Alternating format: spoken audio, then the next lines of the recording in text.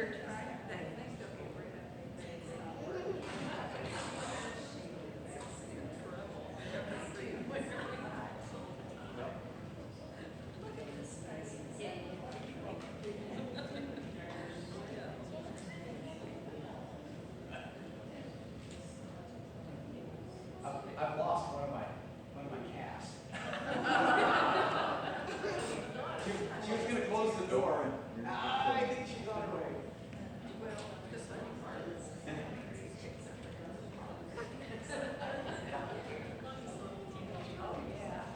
Okay, here she comes. There she is. He really did. She hurt her.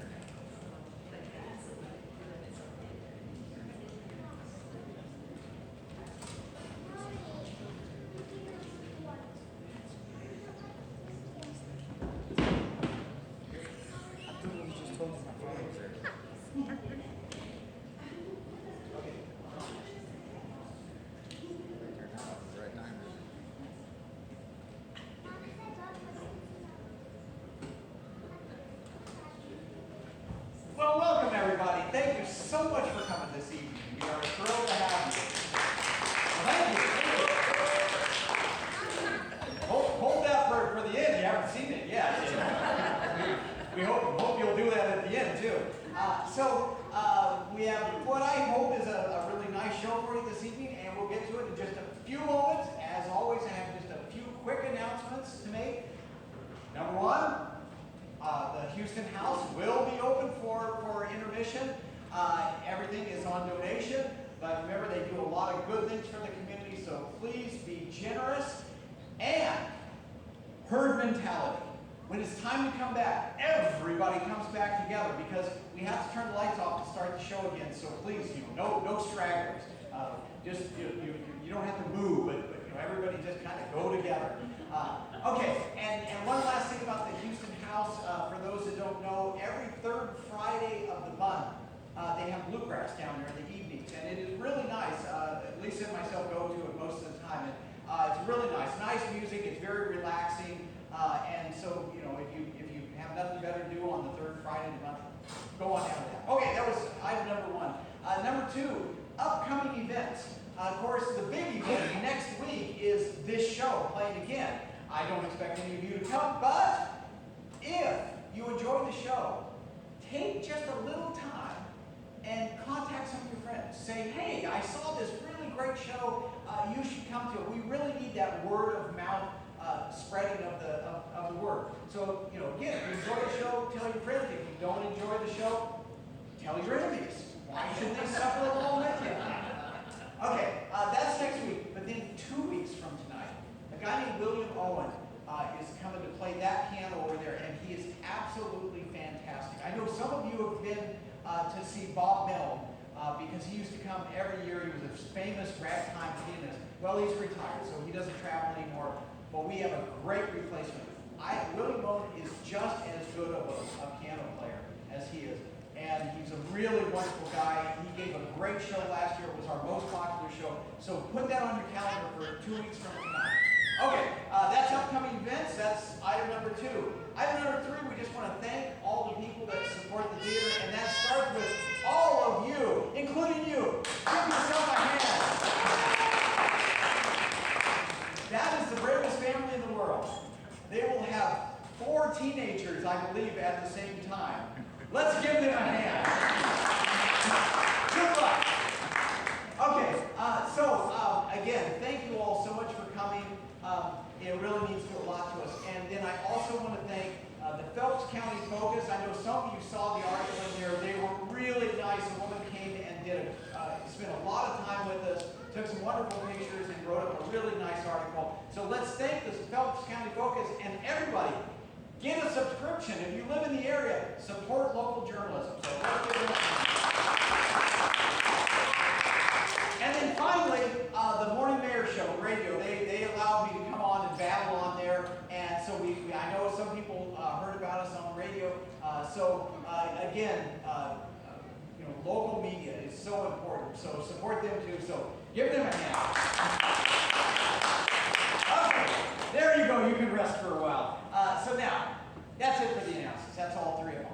Now, I want to say just a few words as a sort of an introduction to this evening's play. Memories are fascinating things. They can sit in our minds for many, many years, just waiting to be relived at some point.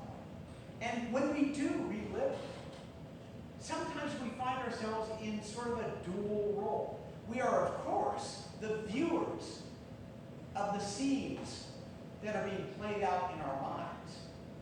But we can also be one of the actors in those scenes. Now, the viewer is our present self, with full knowledge of how the scene will end and any implications for the future.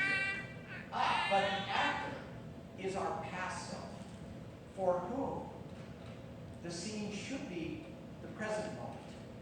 But now, there's an interesting question of how much does our present self, with years of experience and acquired knowledge, affect the actor in the memory that's being relived?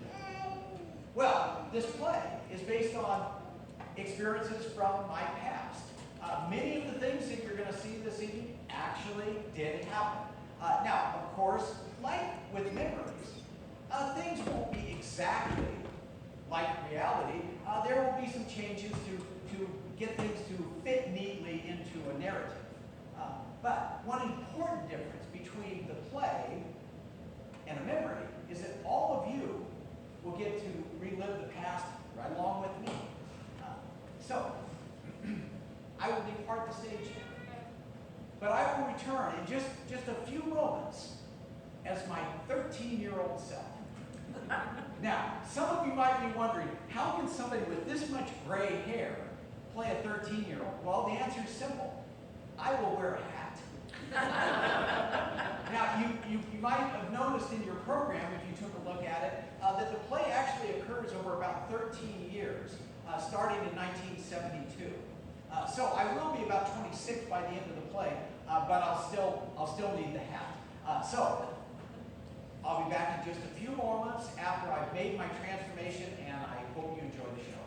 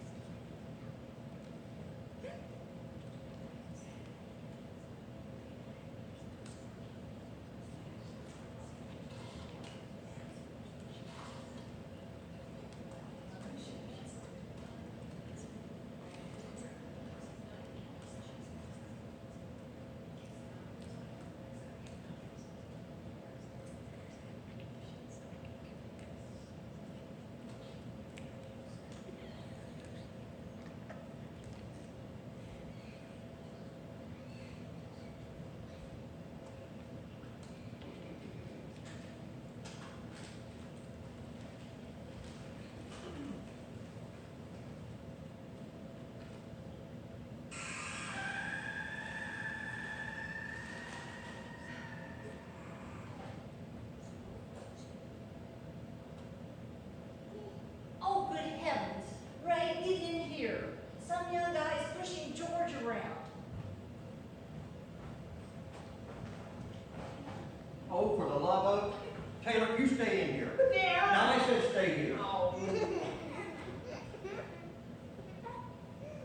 Wow, I didn't know Dad could run. Well, of course he can run. Well, I've never seen him run before. This is the first time he's needed to in a while. Now shush. Well, what do you think Dad's saying to that guy? Well, I don't know, but I doubt whether he's discussing how nice the weather is for this time of the year. What? Nothing. Now just hush. Hey, there goes Mr. Tuttle across the street.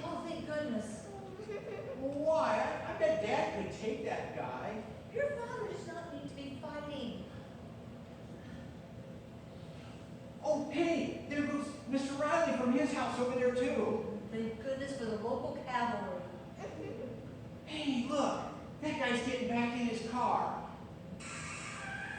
Well, there he goes. Well, thank goodness. Oh, Well, I still think Dad could have taken that guy. well, I'm sure you're right, but I'm glad we didn't have to find out. I wonder why a young guy like that would be pushing around an old man like George. Well, I don't know. Maybe George owed him some money. Well, no, why would George owe some young guy money? Well, maybe he lost a bet. Well, why would you think that? Well, now last week Joe lost a bet to Jason and he wouldn't pay, and so they ended up having a fight over it. They had a fight over a bet. Well, that seems a bit silly. Well, Joe wouldn't pay. Well, what were they betting on? It was a wrestling match on TV. TV wrestling? Don't they know that's all fake? Well, I don't know, I guess, but they still have winners and losers. So why wouldn't Jason pay? Mom, it was Joe that wouldn't pay. Jason won the bet. Okay, so why wouldn't Joe pay? Well, he said it wasn't a fair match since the masked maniac cheated. But the bad guys always cheat in pro wrestling. Well, that's sort of the point of being a bad guy. But Mom, the masked maniac is a good guy. That's why Joe said it wasn't fair. Good guys aren't supposed to cheat. Wait, somebody named the masked maniac is a good guy? No, that doesn't sound right. Well, he used to be a bad guy, but now he's a good guy. Well, seems like they should have changed his name when he became a good guy. Mom, they can't do that. I mean, he's a state wrestler and all. He just acts like a good guy wrestler now. Except he sounds like he's still cheated like a bad guy. Well, that's only because Cowboy Cody cheated first. Wait a second. I remember Cowboy Cody. We saw him wrestle years ago that time your father took us wrestling in St. Louis. Uh-huh. And his partner was Wild Willie. Uh-huh. And they dressed up like they were in a Wild West show. Uh-huh. They were good guys.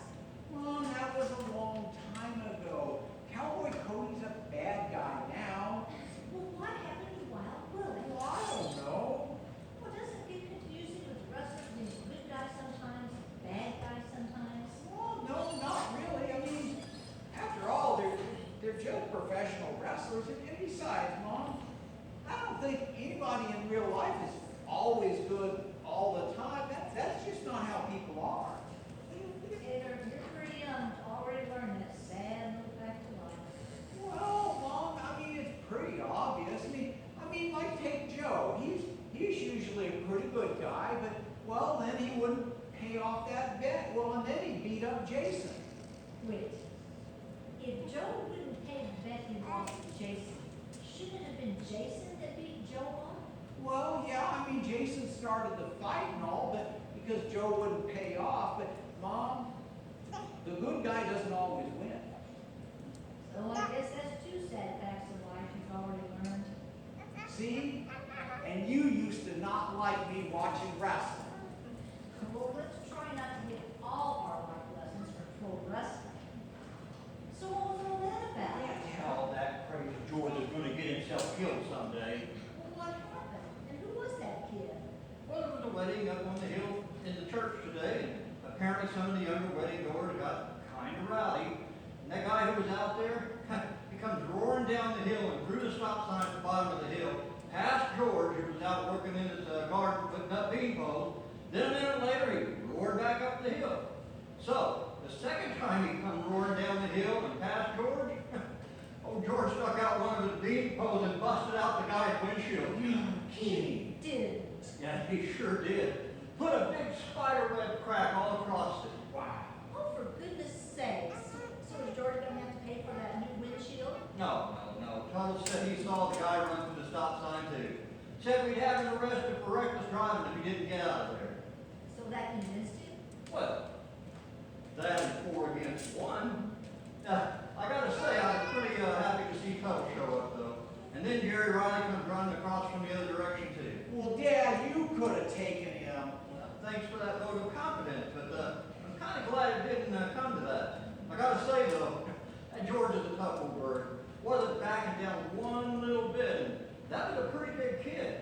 Well, Dad, why does George do stuff like that? You know, a few weeks ago, we were out in the street playing baseball, and this guy came up and, well, he was like a friend of Jeffy's dad, and he was on a motorcycle. And he was going to give Jeffy a ride on that motorcycle. But then George came out and he told the guy he couldn't. And I mean, the guy even said Jeffy's dad had said it was okay. But George just said no, and he made the guy leave.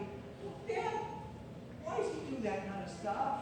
Well, son, he's just looking out for you kids. Well, who asked him to?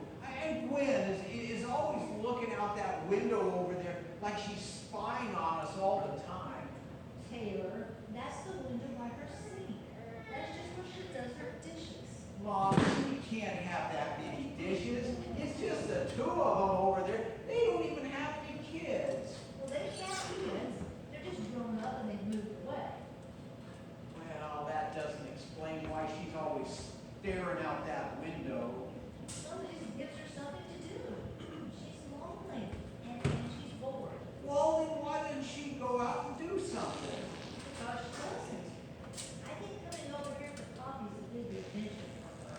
And going to the market. She just doesn't like leaving her house much. Well, that sounds pretty boring. Well, it is. And that's why she spends so much time looking out that window. At least she can feel like she's watching over the neighbor. Yeah, spying on the neighborhood's more like it. Why can't she have friends come over if she doesn't like going out? Taylor, she doesn't have many friends. Well, why not? She just doesn't. Well, because she's boring. Taylor, you shouldn't talk about her like that. But you said she was boring. No, I said she was bored. Now that's different. So, are you saying she isn't boring? Well, I didn't say that either. Well, Mom, I don't understand. What are you saying? I'm saying it's not nice to call somebody boring. You shouldn't call people names. Oh, I see. It's okay to talk about somebody being boring. You just can't say they are boring. Well, frankly, I suppose, yes. I guess it sort of was. Seems like a pretty tricky distinction. Well, yes, it is. Look, she just doesn't have much to talk about. The only three subjects she really has are the price of groceries, and what she sees out that kitchen window, in Mexico. I can see the groceries and the window thing, but where does Mexico come in? Well, the only excitement she seems to have ever had in her whole life was a trip to Mexico. She George took many years ago.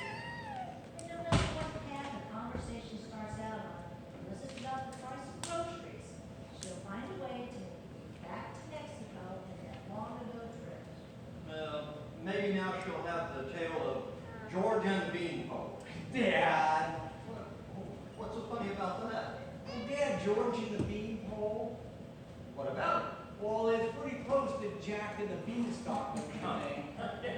Yeah, I guess you're right. But anyway, it should give Gwen a new story to talk about. Well, if you think that, you'll probably just leave back to Mexico anyway. No, that would be a pretty good stretch from Beanpole to Mexico. All roads lead to Mexico. I don't see how she could get there from a Beanpole broken windshield. All roads lead to Mexico. So, Mom, why do you keep having her over for coffee if she's so bored? I mean, if she's so not interested. Nice catch. Thanks. Anyway, she's not a bad person. She's really nice in her own way. She can't help it if she's a little not interested. Good catch. Thanks.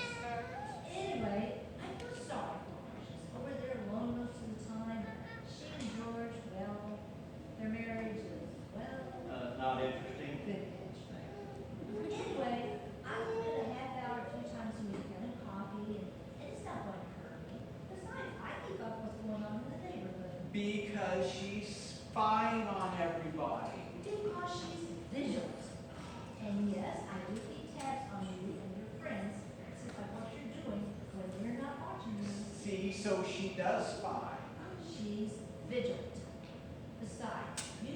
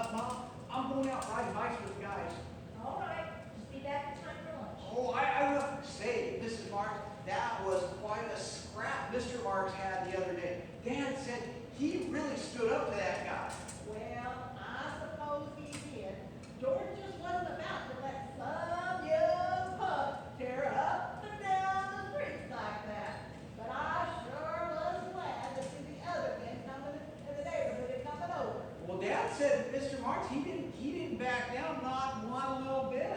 No, I guess he didn't. But I guess I was scared enough for both of us. Oh, did you get to see it happen? Well, yes, I just happened to be doing my dishes right then, and I saw it all out my kitchen window. Yeah, lucky coincidence, I guess, that you just happened to be doing dishes just then and got to see the whole thing out that window. Taylor, weren't you going out to ride your bike? Well, I wish I hadn't seen it. I was so upset.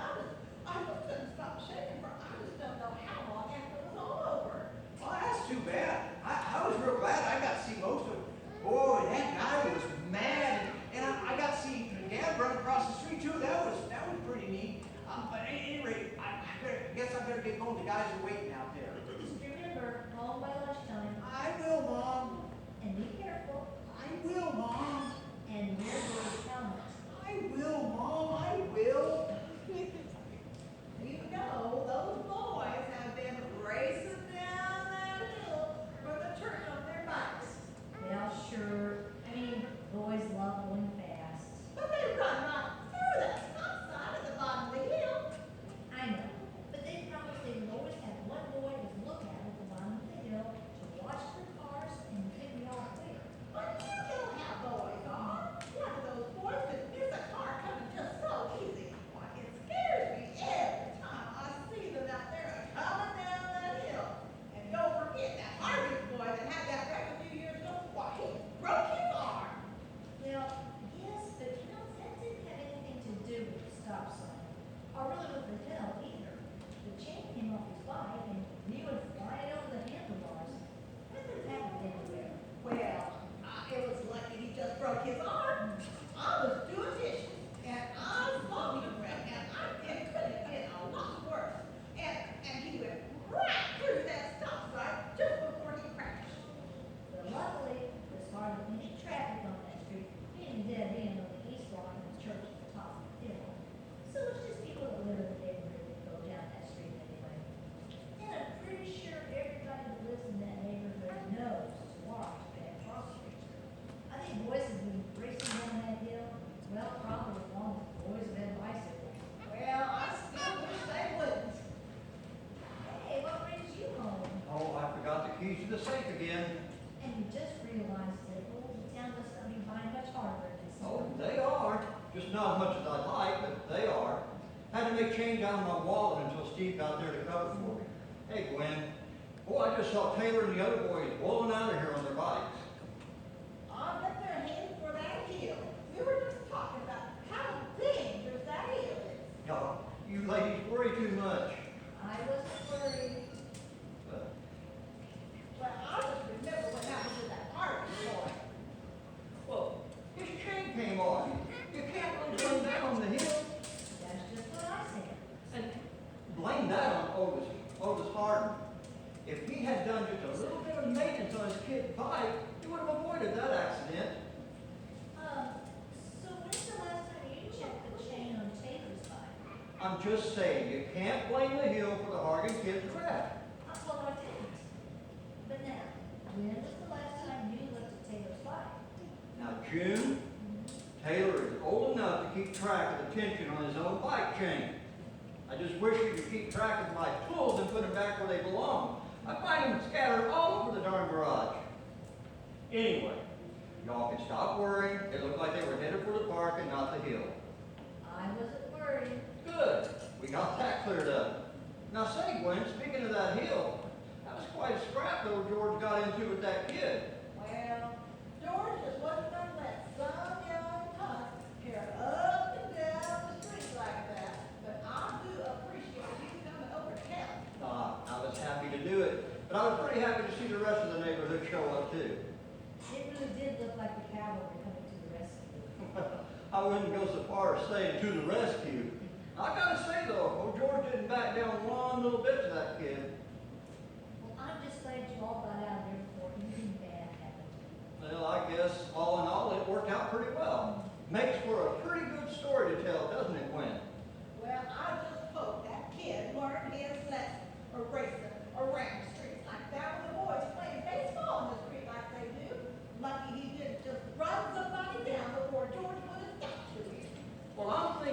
shattered windshield will be a pretty good reminder for him. That kid was having to peek around those cracks when he drove off. You know, that reminds me of when George and I, we went down to Mexico and we took a taxi. And I'm not sure where we was going, but anyway, we got in this taxi and the windshield was just cracked. I mean, there was even tape on part of it, and so I wanted to get out and get another taxi. But George, he said the next one might be even worse, so we just went ahead and took that one. But I didn't like it one bit. I'll be darned. There is a road between the twins. Between where? I couldn't remember where we was going. Well, maybe George told Ray that story. Oh, okay. Anyway, Ray, should we get back to the store with that key? Yeah, stay you're right. I better get going. I'll see you this evening. Good to see you again, Gwen. Do you think it's safe for Ray to keep the key safe right there on the wall? Well, maybe not. But of course, someone would have to break in here, get the key off the wall, and break into the hardware store to get to the safe. Now that seems like more trouble than most burglars want to go through. Well, I suppose, but I prefer it to just hang in there in plain sight if it were me. Well, I guess so. I'll mention it to Ray. Well, it's up to you, but I'd be worried if it was me. Anyway, I better get home. I got some more dishes to do, but thank you for the coffee. Well, thanks for stopping in. All right. Oh, and don't forget those eggs. Oh, I won't. See you.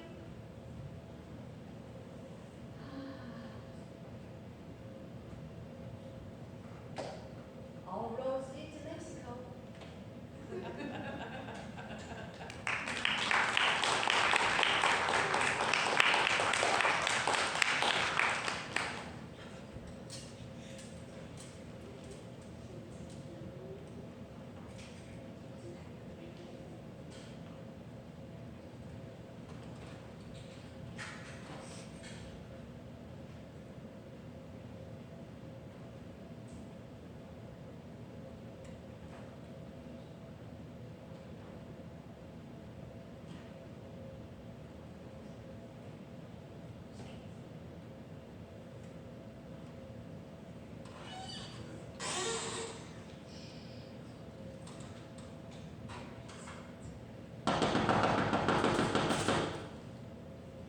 Coming.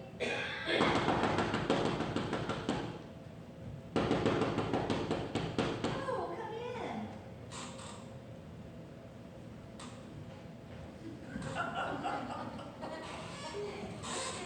Is Ray home? Yes, he just pulled in a few minutes ago. I need to talk to him about Taylor. About Taylor? Well, why? What happened? I need to talk to Ray about him. Oh, all right, I guess. But what's this about? I need to talk to Ray. Okay, I'll call him. Ray, could you come in here? The news just came on. Can't wait. No, George wants to talk to you. All right, I'm coming. Hi, George. Gwen. I just got home from work. I know, I saw you pull in. So, yeah, I guess so. So what's up? Well, George says he needs to talk to us about Taylor. About Taylor? What's Taylor done? I don't know. Well, no, I guess you wouldn't, or you probably would have said something when I came in. So, what's up, George? Y'all want to have a seat? Nope, nope. I think I'll just stay. All right, sure. So, what Taylor do? Taylor and some of them other boys from the neighborhood, they climbed up in the apple tree in our backyard and stole about a third of the apples off of that tree. Oh, darn And kid. that's not all. What else? Well, they broke some of the branches off that tree, climbing around in it. Oh, for heaven's But sake. that's not all. What else? Then they smashed the apples all over the street. Oh, for the love of... So that's what was all over the street whenever I came home. Taylor, get in here. did you and some of the other boys steal apples off George's tree? No. All right, have a seat, son. Okay, let's try this again. Did you and the other boys steal the apples out of George's apple tree? No. Son, I'm pretty sure they saw you. Well, how could they see us? The tree's in the backyard and all the shades were down in the windows in the back of their house. Son, you understand that by saying they couldn't see you do it, you're pretty much saying you did it. Taylor, how could you? Okay, so how about we start again?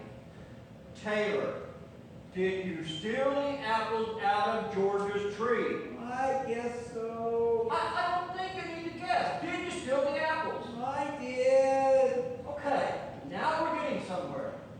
So who else was with you? Dad, I can't say that. I'd be a rat. You can and you will. Who else was with you? Dad. Now, Ray, I think we probably know who the other boys were, and I don't think Taylor needs to say.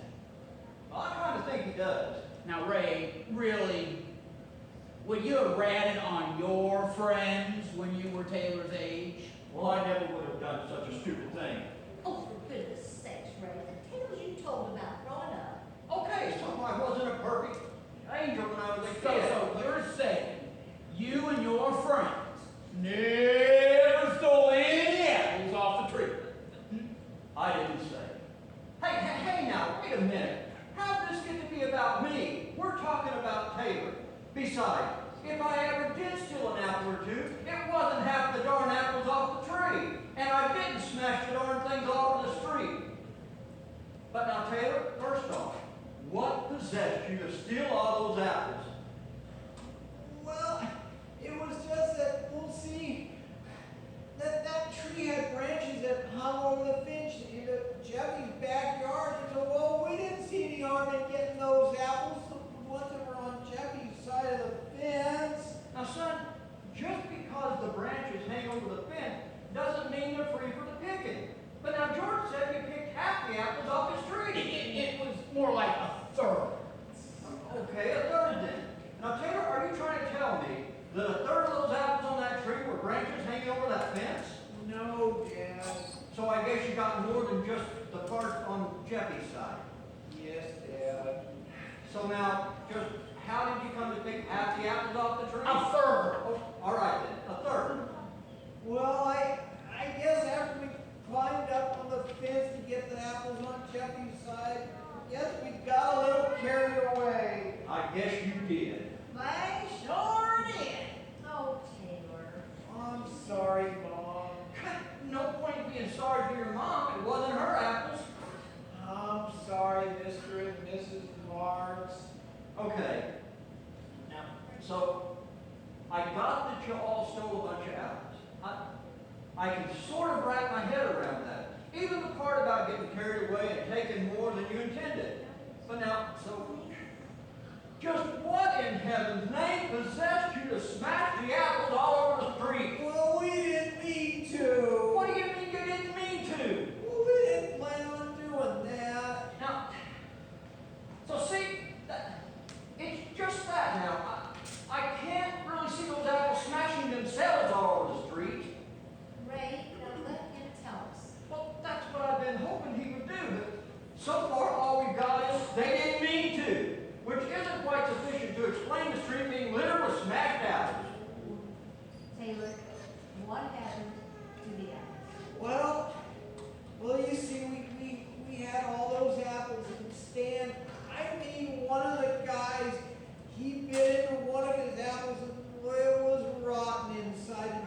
So, well, he threw it at one of the other guys, because it was rotten. And well, that guy, he threw one of his apples back at Stan. I mean, at the first guy. And, well, everybody just started throwing apples at everybody else. So you had an apple bite? Yes, Dad. Okay. So you had an apple bite. I can see that. But now, son, why on earth would you do it right out in the street? And I mean right out there between the Marx's house and ours. I mean, come on, son. You had to know you'd get caught. Well, I guess we just didn't think about it at the time. I mean, couldn't you have used your head just a bit? I don't know, Dad. I guess you don't make the best decisions when people are throwing apples at you. I guess not. Seems to me there was a pretty long string of bad decisions here. But okay. So I guess we're pretty much got the story together. Now the question is, what do we do now? First thing, I guess, is you get out there and clean up all those apples off the street. Okay, Dad. No, not just yet. You sit on back down. Oh. So George, what do you think the apples were worth? I don't rightly know. Well, Red Delicious apples were on sale this week for 79 cents for a 3-pound bag. Okay, good. So I guess that makes apples about, well, let's see. I guess that comes out to about 26 cents a pound. Oh, but well now, the Golden Delicious, they weren't on sale. They was 89 cents a bag. Okay, so what kind of apples are on your tree? Those are grabbing schemes. Okay, so Gwen, now what would the price of Gravenstein be? Oh, our market doesn't carry that down sticks. Okay, so let's just say we take the price of those Golden Delicious apples and figure they aren't going to be too far from the Gravenstein. Now you said they were 89 cents a bag, That's right. and that's for a 3-pound bag. Yes, but I wouldn't pay that for them. I'd wait until they went on sale. Well, sure, I see that. But now Taylor didn't wait for a sale, did he? So we'll just have to go with the 89 cents. So that puts the price per pound at about 30 cents a pound. Now, George, how many pounds of apples you figure those kids stole? Well, now, let's see. I'd have to guess it must have been, what do you think, maybe 60, maybe 70 apples. All right. We'll say 70. Now, what's one of those apples weigh? Must be about a half a pound thereabouts, isn't it? Oh, maybe for the real big ones, but I'd say more like a third of a pound or so. I'll tell you what. We'll split the difference. So let's say 40% of a pound. That about close enough? Sure. Okay. So 40% of a pound per apple and 70 apples. That comes to, let's see. 28 pounds. Oh, that sounds about right. Now 30 cents a pound, that makes it. $8.40. But I didn't steal all those apples. No, maybe not. But since you don't want to tell us who else was involved, then I guess you'll just have to take all the blame. Well, that's not fair. And it wasn't fair for George and Gwen to lose a third of their apples either. But that's where we're at. Now we've got today's apples figured up, so we've got to figure out the future apples. What's the future at? Well, George said they broke some of the branches off the tree. Now, broken branches don't grow apples. So they're going to lose apples in the future due to the broken branches. Well, that's a bit extreme, isn't it? No, we've got to be fair about this.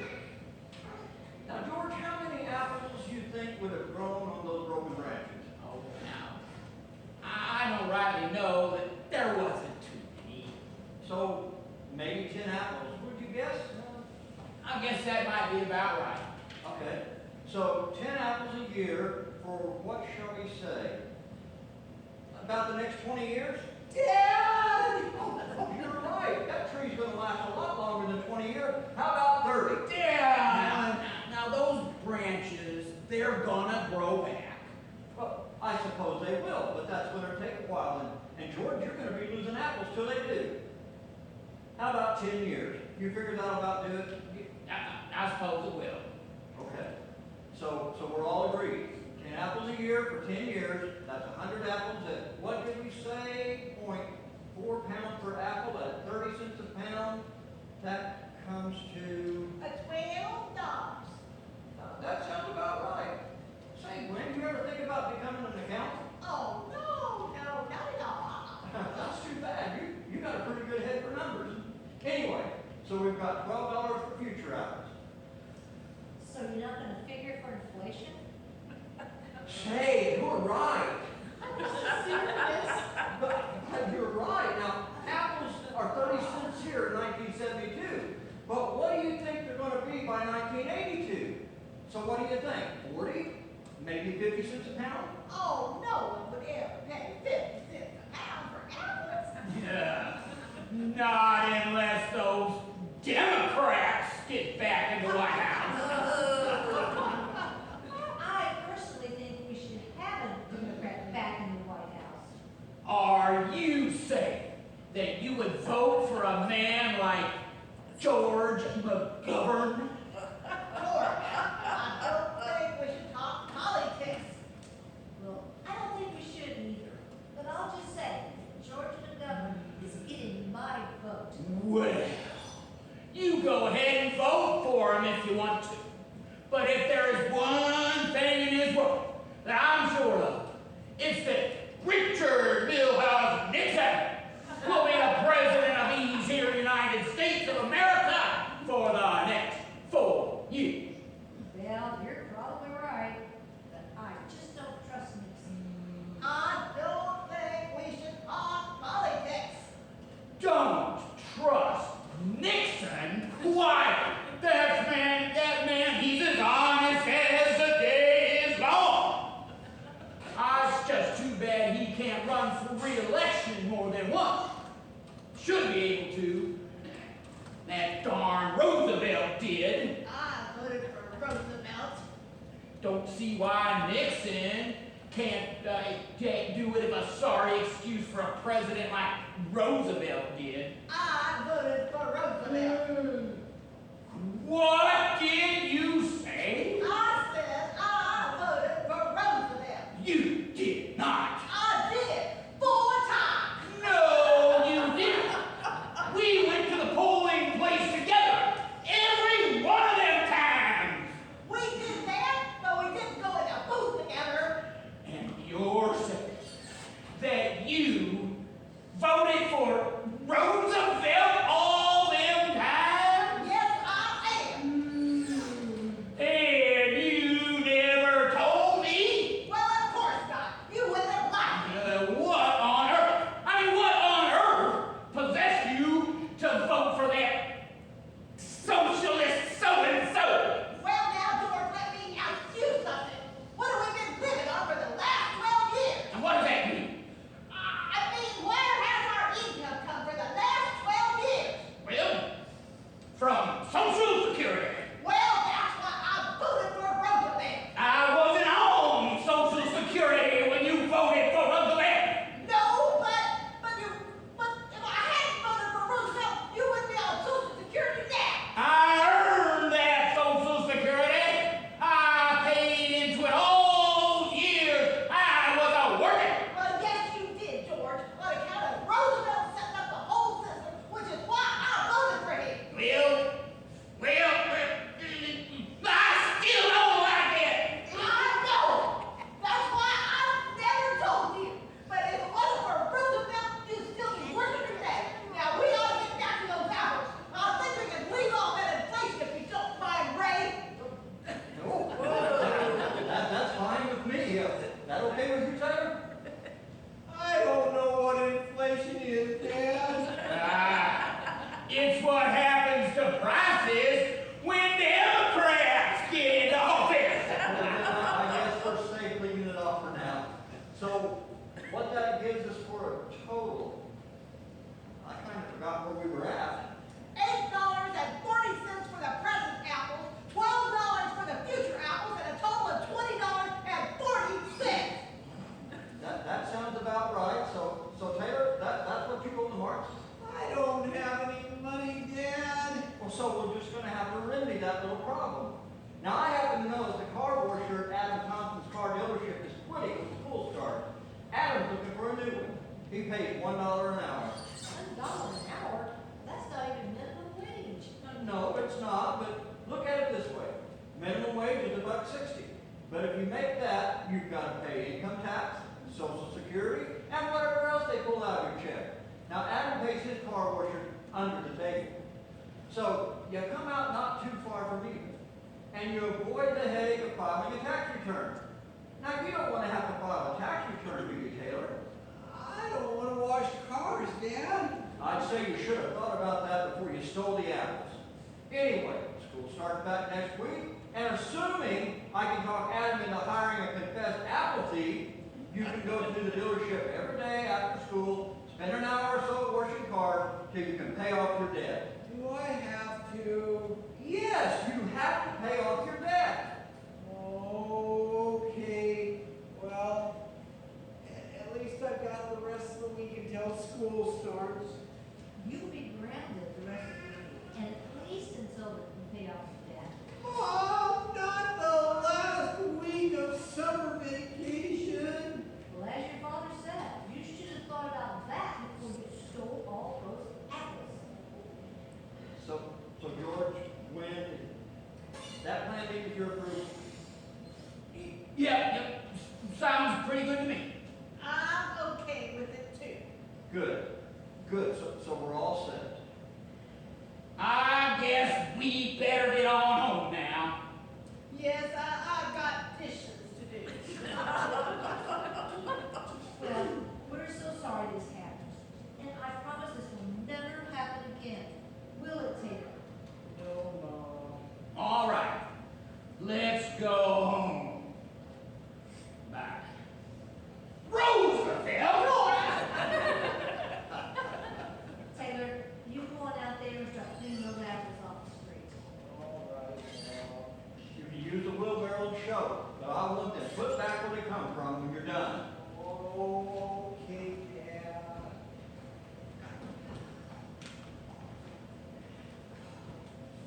That was embarrassing. What got into that boy? Just being boys all. And yes, it was embarrassing, but it was the most interesting conversation I've ever had with Win Mars. Could you believe she voted for Roosevelt? Never told George until all these years later? Voted 4 times for him. A real woman of mystery. Well, I wouldn't go quite that far. It was interesting, and she never brought up Mexico, not even once. So I guess we just send Taylor over to vandalize their place ever so often, just to keep things interesting. Anyway, I'm going to go back and see if I can catch the rest of the news.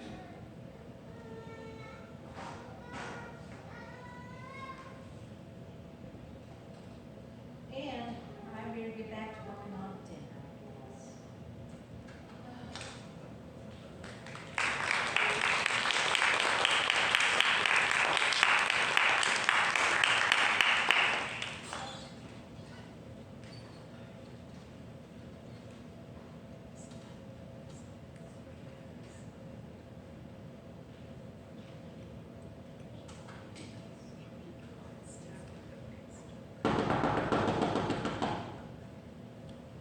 Coming.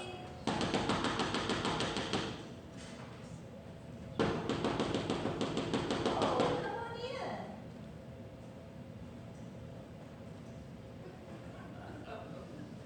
Well, we need to talk to you and Ray about Taylor. About Taylor? Why? What's happened this time? We just need to talk to you about it. All right. Ray, can you come in here? Well, can't wait a bit. The news just came on. No, George wants to talk to us about Taylor.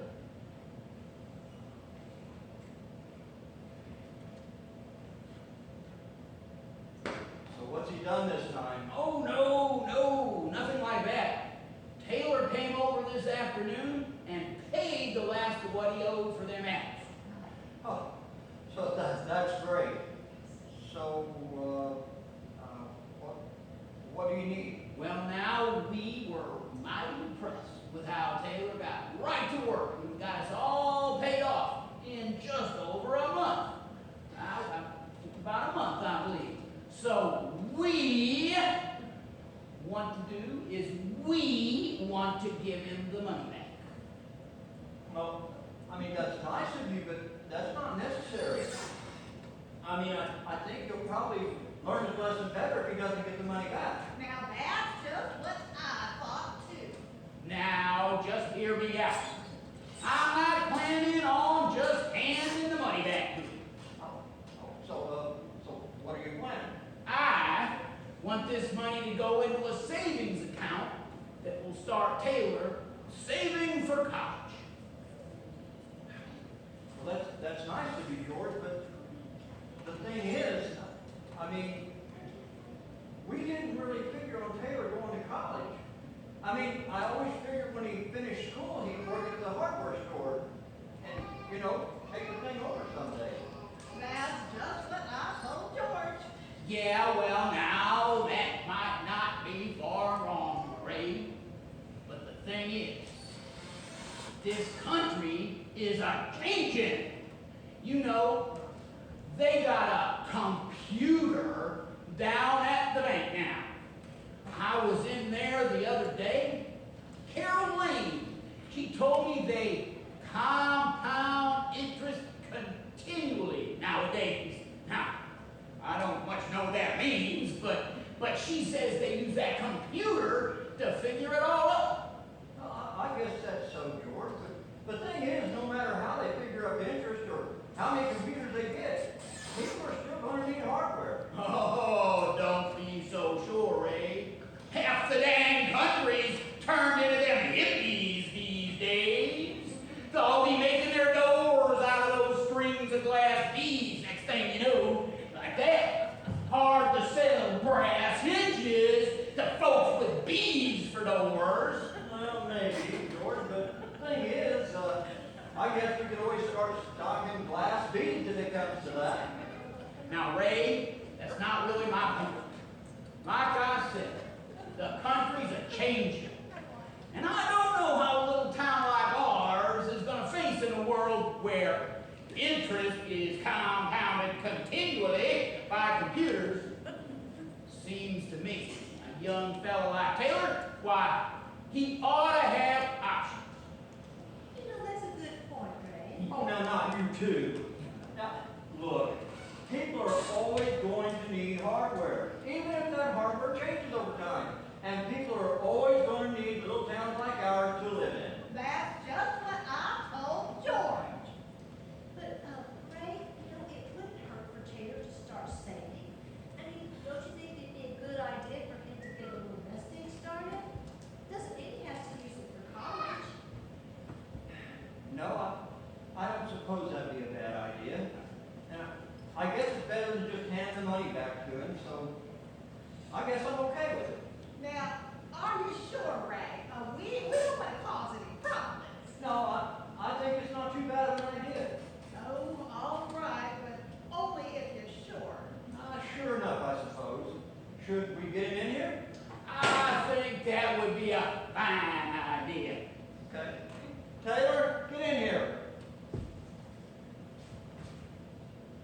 What'd I do? You didn't do anything. I didn't? Kind of feels like I did.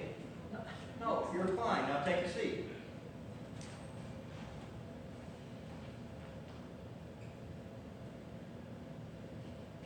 Sure feels like I did something. Taylor, you didn't do anything. George and Gwen just have something to tell you. Did I count wrong? Do I owe you more money? Oh, no. You paid us every penny you owed. Then what did I do? Taylor, you didn't do anything. Now just be quiet and listen. Okay, Dad, if I didn't do anything, then why am I in trouble? Taylor, you're not in trouble. Feels like I am. Oh, for the love of George, just tell him.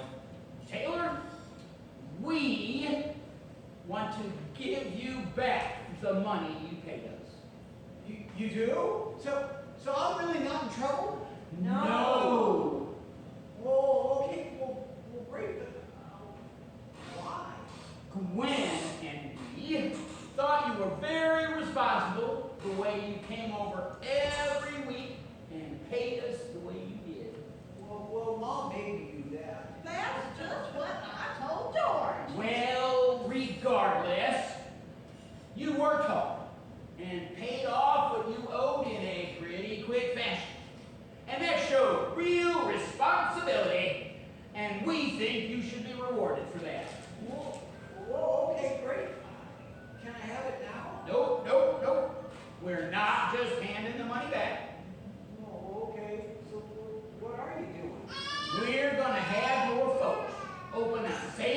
account for you and put the money in there. Well, so then, can I take the money back out and spend it?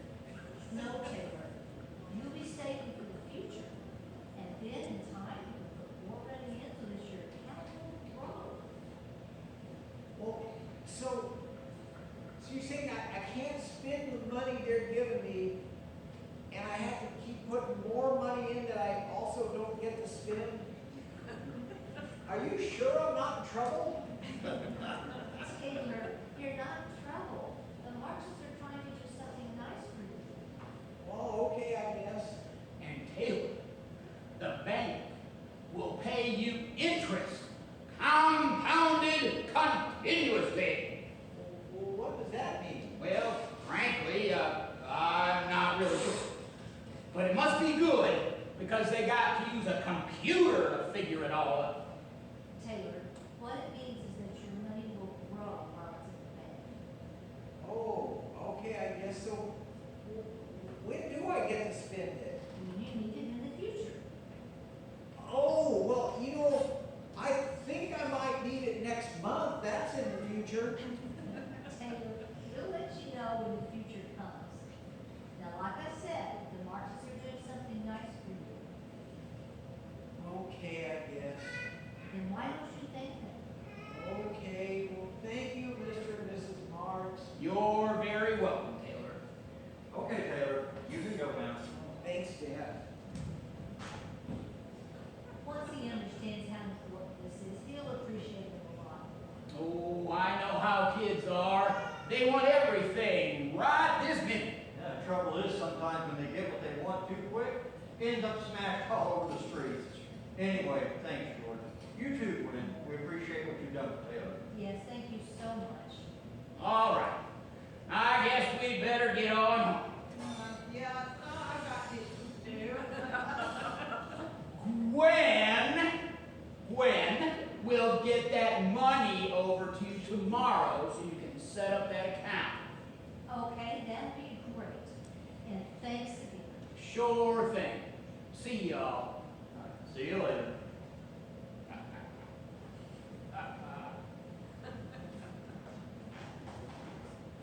Good luck prying that money out of Gwen's hands tomorrow. What do you mean? Well, I don't believe Gwen was as happy about that plan as George was. She does watch every penny pretty close. But anyway, it was a real nice thing they did. And who knows, maybe George was right about Taylor having options. I wonder, how much can one learn in college for $20.40? Well, it's a start. Now I better get back to making dinner. Yeah, and I can at least see half of the news.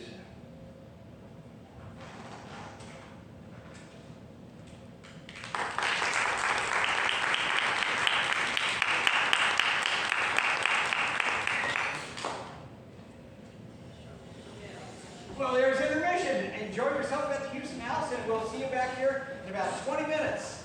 See ya.